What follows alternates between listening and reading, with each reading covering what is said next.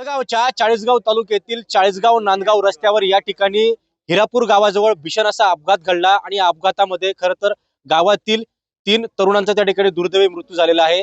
या 3 तरुणांपैकी 2 जे तरुण होते ते एकाच कुटुंबातले होते। आता संतप्त गावकऱ्यांनी या ठिकाणी आपण बघू शकतो की हा नांदगाव चाळीसगाव महामार्ग जो आहे तो थांबवलेला आहे। कुठेतरी या मार्गावर गतिरोधक टाकण्यात यावे अशी मागणी या ठिकाणी आता गावकरी जे आहे ते करत आहे। आणि खरं तर आता गावकरी जे आहे ते आपल्याला या ठिकाणी आता आक्रमक झाल्याचं बघायला मिळत आहे। एकंदरीत आपल्यासोबत बोलण्यासाठी या ठिकाणी गावकरी आहे।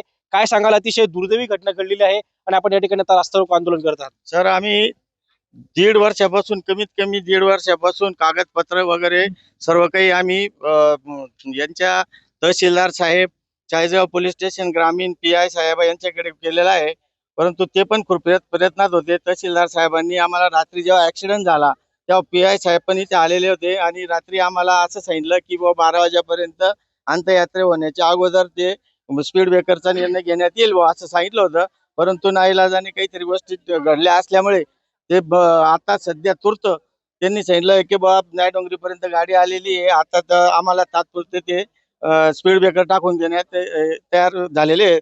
त्यामुळे ही संतप्त जेवढी आमची गावकऱ्यांची जी हानी झालेली आहे ती भरून काढण्यासाठी, आता भरून तर काढू शकत नाही आपण, पण त्याच्यासाठी ते तात्पुरतं आम्हाला 2-3-4 काय जे असतील गतिविरोधक करून देण्यास तयार आहेत। त्याच्यामुळे ही गावकऱ्यांची अशी मागणी आहे की आम्ही जोपर्यंत स्पीड ब्रेकर टाकत नाही तोपर्यंत आम्ही उठणार नाही।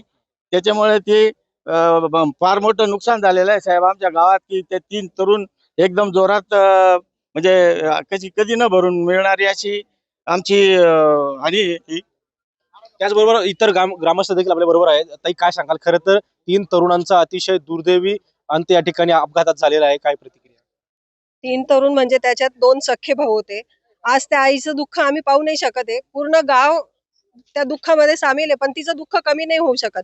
आणि हे सगळं घडायला कारण फक्त एकच आहे, या रस्त्याला आम्ही 1.5 ते 2 वर्षापासून स्पीड ब्रेकरची मागणी करतोय, पण ती आजपर्यंत ती पूर्ण झालेली नाहीये।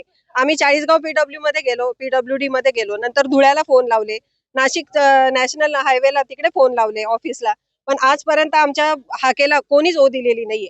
आणि आज तरी त्यांनी इथे येऊन आम्हाला स्पीड ब्रेकर टाकून द्यावे हीच आमची मागणी आहे। खरं तर आपण बघू शकतो की वारंवार गावकऱ्यांकडून स्पीड ब्रेकर त्या ठिकाणी टाकण्याची मागणी केली जाते। कुठेतरी प्रशासनाच्या हलगर्जीपणामुळे तरुणांचा जीव गेला असं म्हणता येईल आपल्याला। हो, खऱ्या अर्थाने मागच्या 1.5 वर्षापासून आम्ही या ठिकाणी सातत्याने स्पीड ब्रेकर व्हावे अशी मागणी करतोय, पण प्रशासन सातत्याने दुर्लक्ष करतं आणि त्यामुळे ही काल संध्याकाळी 8:30च्या दरम्यान ही घटना घडली। 3 निष्पाप जीवाचा काल बळी या ठिकाणी गेलेला आहे। 2 सगळे भाऊ, एक त्यांचा मित्र। वाहतूक शाखेला आम्ही वेळोवेळी सांगतो पण ते काही दुर्लक्ष करतात।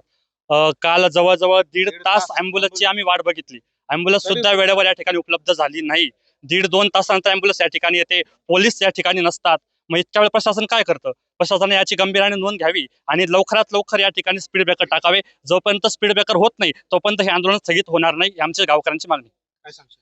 हे सर 1.5 तासापासून ॲम्ब्युलन्स लवकर आले नाही, त्यासाठी प्रशासन हा एखादा जीव वाचला असता, लवकरात लवकर ॲम्ब्युलन्स आले असते तर एक जीव तरी वाचला असता सर। ॲम्ब्युलन्स प्रशासनाने म्हणजे तो निर्णय असा पटकन घेतलाच नाही सर। हे जेवढं सांगायचं होतं की प्रशासनाने लवकरात लवकर ॲम्ब्युलन्सची सुविधा करावी। आपण बघू शकतो की वारंवार या ठिकाणी प्रशासनाकडे अर्ज त्या ठिकाणी गावकऱ्यांनी केलेले होते की गतिरोधक टाकण्यात यावे, मात्र प्रशासनाने या ठिकाणी दुर्लक्ष केलं आणि कुठेतरी आता गावातील निष्पाप तरुणांचा त्या ठिकाणी अपघातात जीव गेलेला आहे। आता गावकरी जे आहेत त्या ठिकाणी आक्रमक झालेले आहे। जोपर्यंत या रस्त्यावर गतिरोधक टाकण्यात येणार नाही तोपर्यंत हे आंदोलन स्थगित होणार नाही असा पवित्रा आता या ठिकाणी गावकऱ्यांनी घेतलेला आहे। खेमचंद कुमार, TV9 मराठी, चाळीसगाव जळगाव।